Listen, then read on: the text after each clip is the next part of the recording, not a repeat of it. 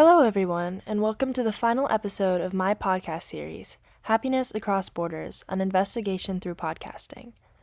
Over the past several episodes, we've had the opportunity to speak with high school students from a variety of cultural backgrounds, all currently living in the suburbia of Cleveland, Ohio. Each conversation gave us a unique perspective on how culture shapes the way people think about happiness, how they pursue it, how important it is to them, and what it means in their everyday lives. As we come to the end of the interviews, I wanted to reflect on some of the themes that came up throughout them and what they reveal about the relationship between culture and SWB, or subjective well-being.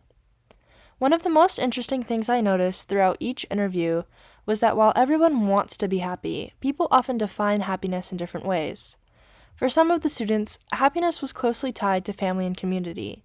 In these cases, happiness often came from feeling connected to something larger than themselves, whether that was their family, their community, or their closest friends. For other students, happiness was described more in terms of personal growth and achievement. Some talked about the satisfaction that comes from accomplishing goals, doing well in school, or pursuing hobbies and passions that are meaningful to them. These students often emphasized independence and personal activities as core parts of their joy.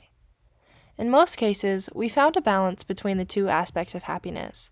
While not every student connected their SWB to their cultural experiences consciously, an interesting mix between the typical American perspective of happiness and those from different cultures around the world arose. Psychology helps explain why these differences exist. Culture influences the values we grow up with and the expectations that shape our lives. In some cultures, happiness is often strongly connected to relationships, family responsibilities, and contributing to a community. In others, happiness may be associated more with personal success, individuality, and achieving one's own goals. Neither approach is better or worse. They simply reflect different ways that societies encourage people to find meaning and satisfaction in their lives. Additionally, these differences are not universal. Individuals from the same culture can evidently be raised in differing manners and develop different ideas around the meaning of happiness. As predicted, many of our interviews also highlighted the experience of navigating multiple cultures. Some students talked about balancing the norms within their family's culture with the broader culture around them at school or in their community. For some, this meant learning how to move between different expectations or social norms. It became an experience that allowed them to take in many different perspectives of happiness and formulate their own opinion. This idea of learning from multiple cultures was a theme that appeared throughout the series. Hearing the stories and viewpoints of students from different backgrounds reminded us that there is no single universal path to happiness.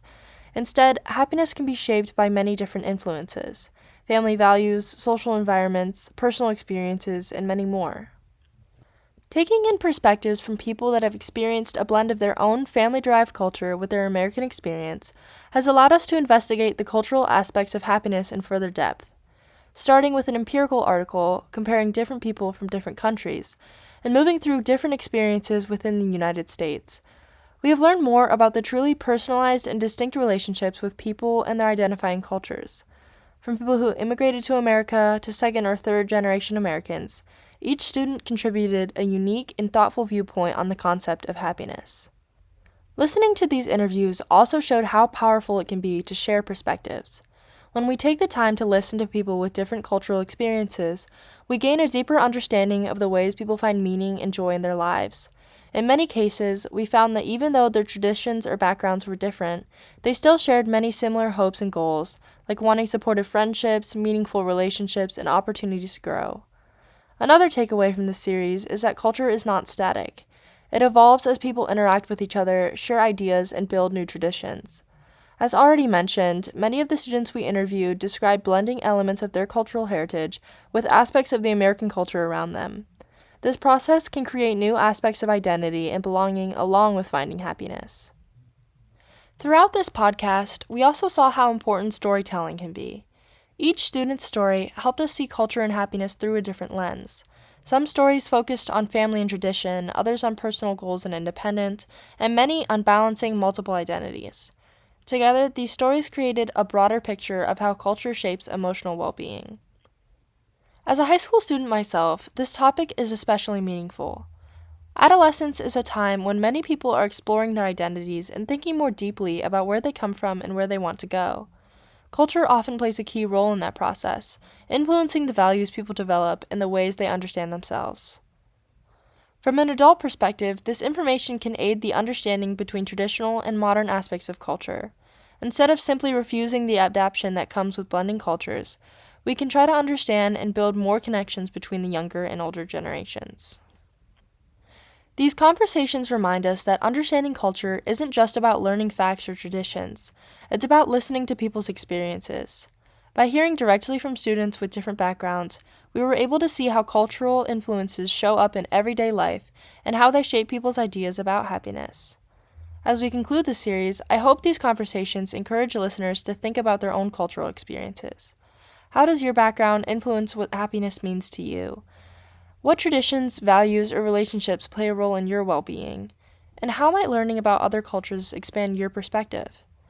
At the end of the day, one of the most important lessons from this podcast is that while culture shapes how happiness is expressed, the desire for happiness itself is universal.